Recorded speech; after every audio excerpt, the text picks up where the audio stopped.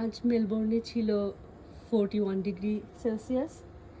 গাছের অবস্থা সব গোলাপ পুড়ে মুচমুচা হয়ে গেছে। এই যে অবস্থা। এখন ভাবতেছি যে এই গোলাপগুলি কেটে নিয়ে কাচের কোনো জারে রেখে দিব, আরেকটু ডিহাইড্রেট করে।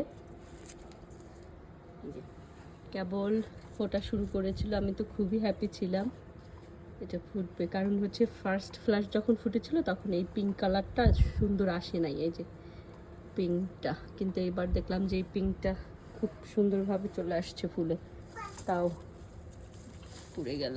যা, আগামীকাল হচ্ছে 30 ডিগ্রি, এরপর আবার 41 ডিগ্রি। গাছে জল দেওয়ার পরেও একদম নুয়ে পড়ছে, আর এইটা হচ্ছে ভেঙে পড়ে গেছে, মানে শুকায়ে ভেঙে দেন পড়ে গেছে। এই যে এখানে ক্রিসমাস লিলিয়ামটা কেটে নিয়ে যাব। বাগানের সব গোলাপ পুড়ে মুচমুচা, কি অবস্থা, সব পুড়ে শেষ। এই যে এর কি অবস্থা, পুরাই বার্নড আউট।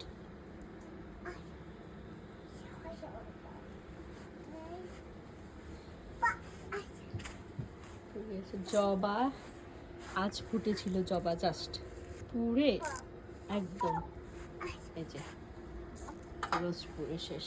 এটা কেবল আজ ফুটেছে, আমি সকালে দেখেছিলাম, পুড়ে শেষ। এই হচ্ছে অবস্থা। এরকম হলে না বাগান করতে আর ইচ্ছা করে না, ভালো লাগে না আর কি। কেবল রোজ ফোটা শুরু করেছে, তার মধ্যে যদি এই অবস্থা হয়। আর এদিকের মধ্যে যে জেরানিয়ামটা পুড়ে এর কোনো ফুলের চিহ্ন নেই, গোলাপ পুড়ে শেষ। এই যে অবস্থা। এখানে সস্তা ডেজিও বেশ একটা ভালো অবস্থায় নেই, যে অবস্থা পুড়ে একদম শেষ। এখন এগুলি কেটে নিয়ে যাব, কেটে নিয়ে আর একটু ডিহাইড্রেটে দিয়ে শুকিয়ে তারপর হচ্ছে কাচের জারে ভরে রাখবো। কি আর করবো, যত্নে গড়া গোলাপ এভাবে শুকিয়ে গেলে ইচ্ছা করে না যে কেটে ফেলে দিই। হায় রে, লিলিয়াম কি সুন্দর, লিলিয়ামটা ছিল শেষ। এই হচ্ছে অবস্থা। ওকে, বাই। যদি কারো আমার ভিডিও ভালো লেগে থাকে অবশ্যই সাবস্ক্রাইব করবেন, এতে আমার আরও ভালো লাগবে। আর আমার 6জন সাবস্ক্রাইবার হয়েছে, আমি তাদেরকে অনেক অনেক অনেক থ্যাঙ্কস জানাই।